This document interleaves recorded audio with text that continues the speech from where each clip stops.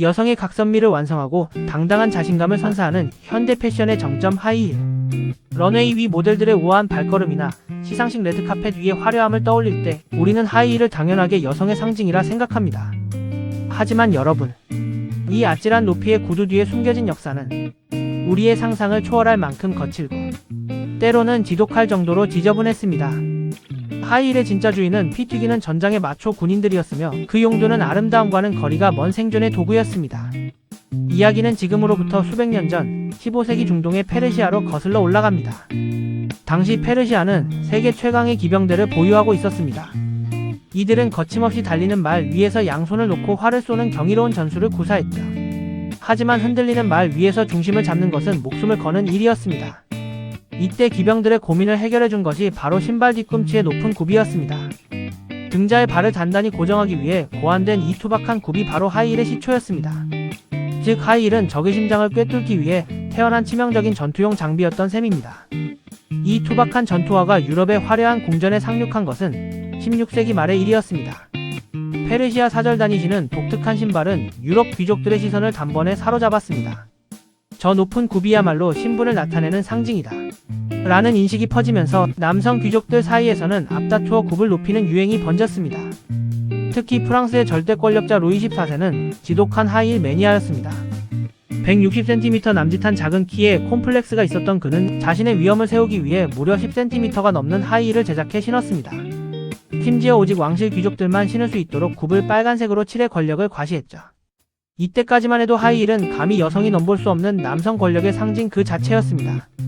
하지만 하이힐이 유럽 전역에 급속도로 퍼진 데에는 이 화려한 궁전 이야기보다 훨씬 더 충격적이고 현실적인 이유가 숨어 있었습니다. 당시 낭만의 도시라 불리던 파리와 런던의 실상은 어떠했을까요? 놀랍게도 당시 유럽의 대도시에는 하수도 시설이 전혀 없었습니다. 사람들은 집안에서 요강에 담긴 인분과 온갖 오물을 창밖으로 그냥 내던지는 것이 일상이었습니다. 덕분에 길거리는 말의 배설물과 인간의 오물이 뒤섞여 발을 디딜 틈조차 없는 거대한 똥바다나 다름없었습니다. 우아한 드레스와 값비싼 비단 옷을 입은 귀족들에게 이 거리는 공포 그 자체였습니다. 이때 하이힐은 구세주처럼 등장했습니다. 지면에서 발을 높게 띄워주는 높은 굽 덕분에 그들은 지독한 오물을 밟지 않고 아슬아슬하게 길을 통과할 수 있었습니다. 우리가 선망하는 하이힐의 아찔한 높이가 사실은 지독한 오물을 피하기 위한 필사의 거리였다는 사실은 참으로 아이러니한 역사의 단면입니다. 그렇다면 이 마초적이고 실용적인 신발은 어떻게 여성의 전유물이 되었을까요?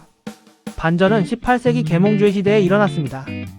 사회가 이성적으로 변하면서 남성들 사이에서는 거추장스럽고 사치스러운 장식은 미개하다라는 인식이 퍼졌습니다. 결국 남성들은 하이힐을 벗어던지고 실용적인 평평한 신발로 갈아 신었습니다.